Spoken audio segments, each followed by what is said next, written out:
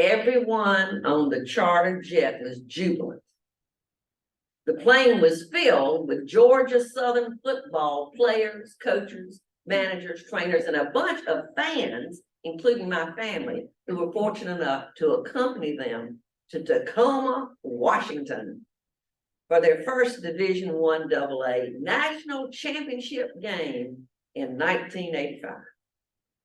And we were so joyful with our win over our rival, Furman University, that ended with a last-minute pass from Tracy Ham to Frankie Johnson. The flight attendants were busily serving those who were of age, and perhaps some who were not, with drinks they ordered. Now, unfortunately, the food was served much later. Actually, that happened at the event that Greg and I were in at last night. So you have alcohol coming and the food coming later. Well, some of the team members were celebrating a bit too much. They seemed to find it amusing to harass the female flight attendants. Coach Irk Russell heard some of the remarks from his front row seat. I watched as he stood up and turned around with a stern look on his face. He walked back to where the players were, stared at them, and said, "Do right." That was all that was needed. They settled down immediately. I heard Coach Russell share before that he had only one rule for the behavior of his team, and that was do right. He explained that most of the players knew by the time they came to college what the right thing to do was, so they did not need to have more specific rules. I was not sure that I entirely agreed with him, but it sure did work on the plane that evening. Even the fans behaved a bit better. But it's not always so simple to know the right thing to do, is it? Philosophers, theologians, psychologists, biologists, and others have studied this, of course, specifically studying how and why we make the decisions that we do when we have some sort of moral dilemma. What is a moral dilemma? One of the most famous is the Heinz dilemma. Here's one version used by psychologist Lawrence Kohlberg, who's an expert on moral development. I'll read it to you. A woman was on her deathbed. There was a drug that the doctors said would save her. It was a form of radium that a druggist in the same town had recently discovered. The drug was expensive to make, but the druggist was charging 10 times what the drug cost him to produce. Now, this was, of course, a long time ago. They don't do that now, do they? He paid $200 for the radium and charged $2,000 for a small dose of the drug.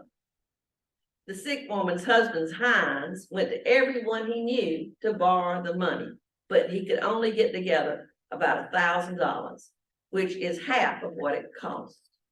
He told the druggist that his wife was dying and asked him to sell it cheaper or let him pay later. But the druggist said, "No, I discovered the drug and I'm going to make money from it." So Heinz got desperate and broke into the man's laboratory to steal the drug for his wife. Should Heinz have broken into the laboratory to steal the drug for his wife? Why or why not? I'll give you a moment to think about it.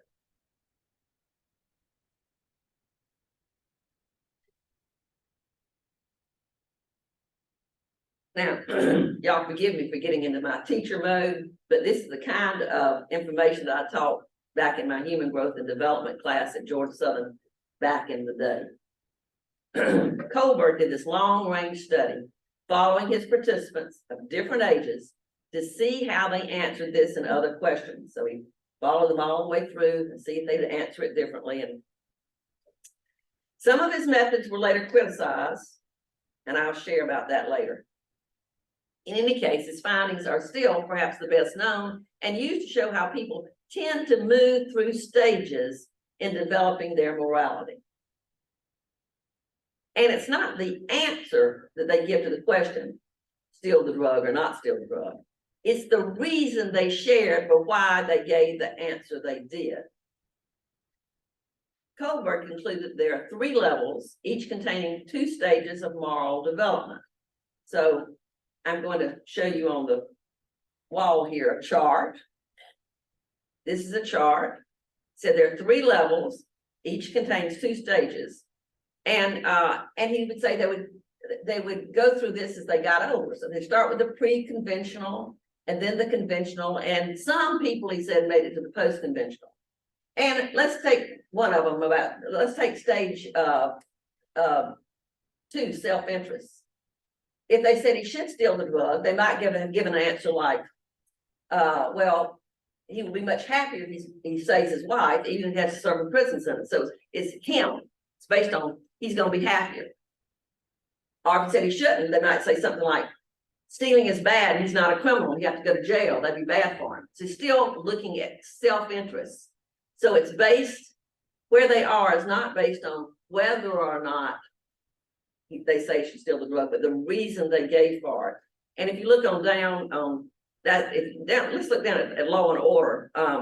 If it's at that conformity one, his wife expects it. He wants to be a good husband. You know, he's trying to conform to what his wife would want. Or if he said, no, stealing is bad and he's not a criminal, he's tried to do everything he can without breaking the law. You cannot blame him. So it depends on how they answer it. The Law and Order one also, it depends.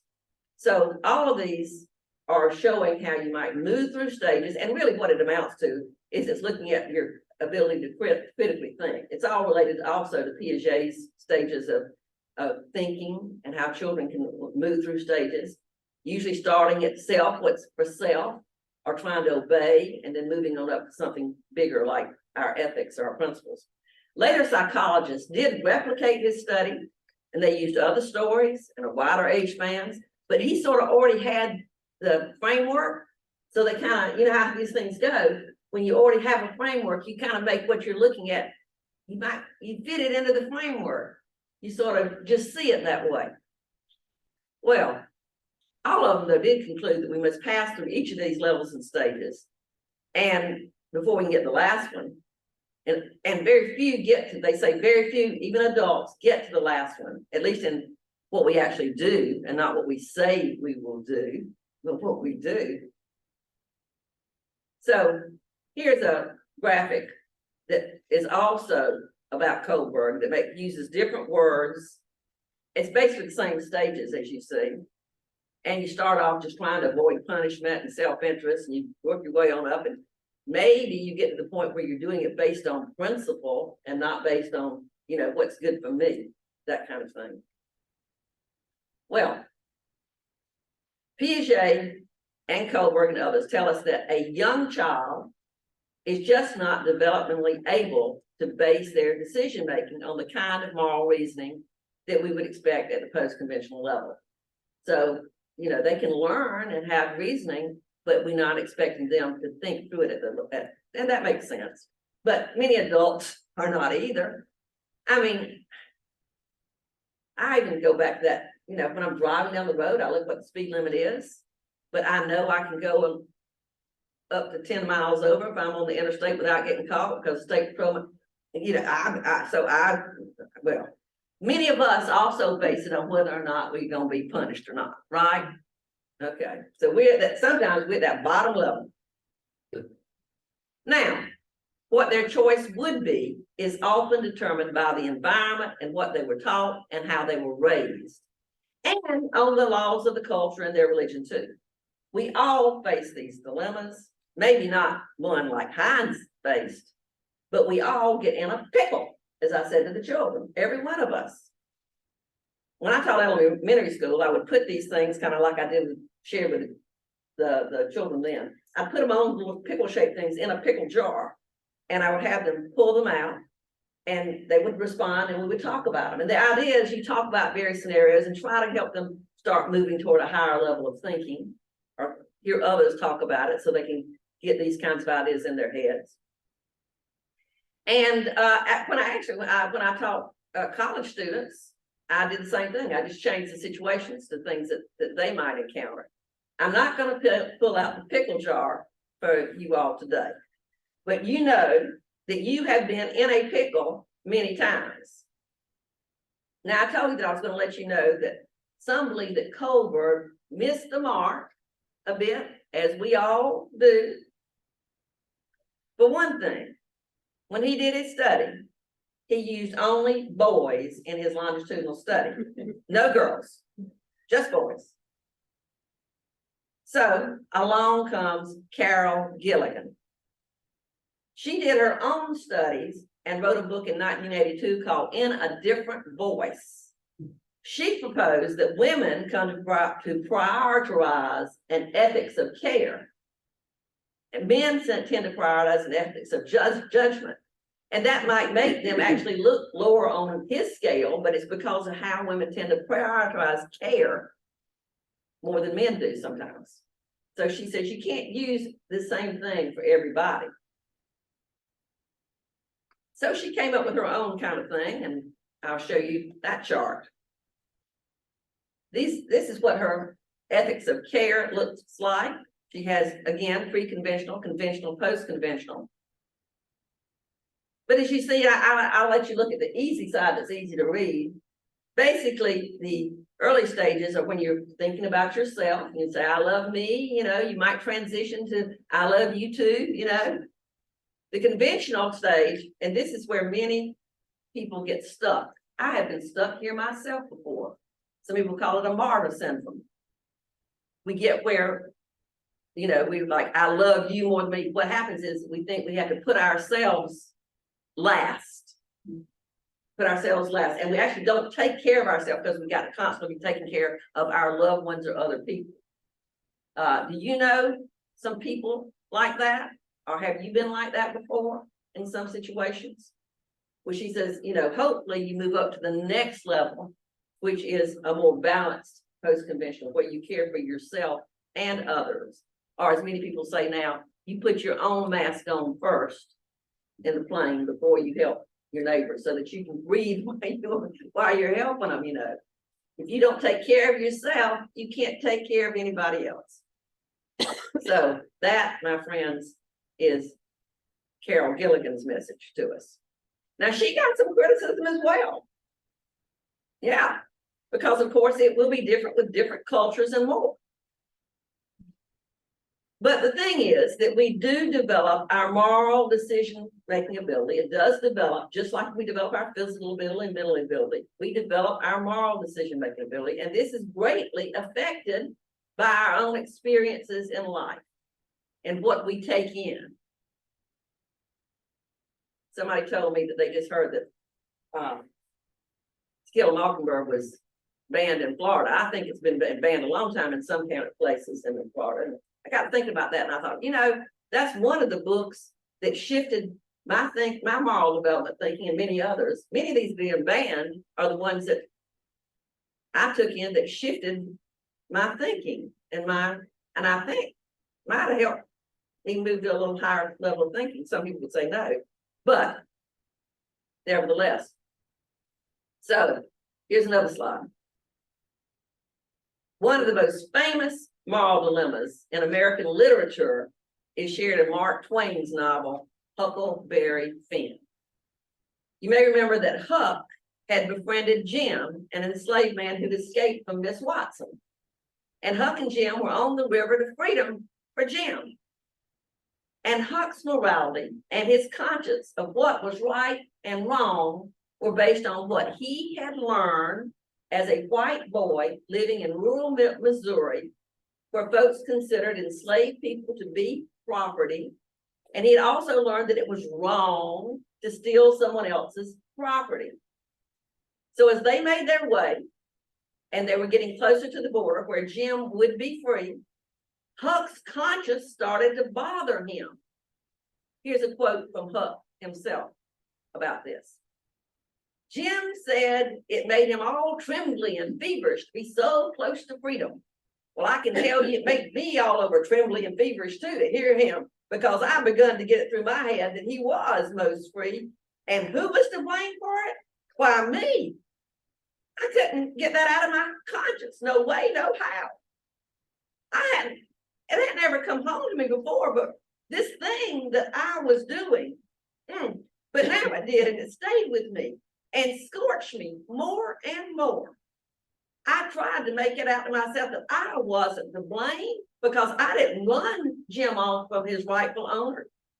But it wasn't no use. Conscience come up to me every time and say, but you knowed he was running for his freedom and you could have paddled ashore and told somebody. That was so. I couldn't get around that. No way. That was where it pinched. Conscience said to me, what had poor Miss Watson done to you that you treat her so mean? I got to feeling so mean and so miserable, I almost wished I was dead. Now, as his conscience bothered him more and more, Huck made a plan to say he was going to paddle up the river, pretending he was going on a reconnaissance mission. But he really planned to turn Jim in, like his conscience was telling him he had to do. As he paddled off on the raft, Jim was shouting at him. Jim was saying, pretty soon I'll be shouting for joy and I'll say it's all on account of Huck. I'm a free man. Jim won't ever forget you, Huck. You've been the best friend Jim ever had, and he's the only friend old Jim got now. Well, to make a longer story short, Huck just couldn't turn him in. Though he knew to turn him in was the right thing to do. It wasn't that he was thinking at some higher level of moral reasoning. He would still say, if you gave him the little test, that the right thing to do was to turn Jim in, right? And he commiserated again on a later opportunity to do so. But he loved Jim. He loved Jim. So he did what probably all of us would think was the right thing. And he did not turn him in. Now, his Sunday school lessons led him to know that his actions, he said, he remembered his Sunday school lessons, and he knew that his actions would lead him to go to hell. But with all the gumption a 13-year-old boy can muster, he declares, all right then, I'll go to hell. All right then, I'll go to hell. I'm not sure what Kohlberg would say about Jim's reasoning, but I'd say love won. Love won. Now, thankfully, unlike Huck Finn, I don't believe in hell. But I have other folks who say they love me, who think that's where I'm headed. If that was the case, I think their ideas of who's headed to hell might make me a winner in good company. Now I have something to tell you that may sound a little self-serving since I'm a Unitarian Universalist minister, but I've decided to share it anyway. And that is this. I think that being involved in Unitarian Universalism, exploring ideas and situations with all of you and other UUs, and reading books and articles recommended by the Unitarian Universalists has shifted my thinking over time to something that, frankly, I think is better.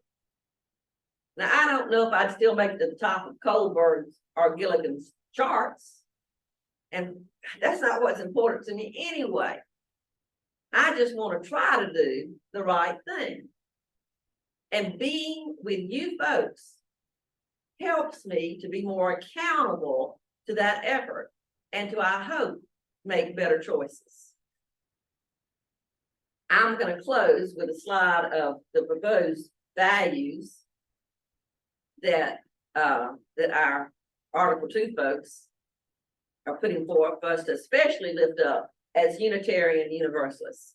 Now, of course, there are other values that are important to many of you, but this Article 2 Study Commission felt that these were the values that we especially need to lift up as UUs, perhaps because they may not be lifted up in places like Huck Finn's Sunday school class or in our state legislators more. So they are interdependence, equity, I'll come back to equity in a minute, transformation. The Article 2 Study Commission heard Martha and others say that evolution may not be the best word, and they changed it, and I think it's a better thing, but transformation, how we shift and change, is something we lift up. Pluralism, generosity, and justice, and then love is at the center. Now, equity, when I presented it last fall, when I did the whole sermon series, that was listed at that time as diversity/equity, and they said they may decide on one word. They decided on equity, and I'm glad they did, because if you talk about equity and lift up equity, diversity is assumed. If you're going to talk about equity, diversity is just going to be in there. So equity is what they're lifting up. Now, while we're talking about equity, I want to ask you all something. Did you notice anything unusual about the quotes that I gave you to consider before the message started? You think women? What, Sherry? Were they all women? There were a lot of women. They were all women. All women. Well, let me tell you what happened. What happened was I said, I think I'll put some quotes in here for them to think about. So I'm going to Google, okay, ethics, right thing to do. All the famous quotes from famous people. They were all men. Everything that came up, all men. Actually, all white men. That's just about everything that came up. All men. And so at first I was going to, okay, I have to go look for some women. Go especially look at some women that I know talk about these kind of things and find a quote and stick them in there with some of the men, right? And then I thought, no, I don't think I want to do that, because normally what we see is all men. I think today we'll see all women. But because I do a little, that's a little more equitable, because we normally see all men.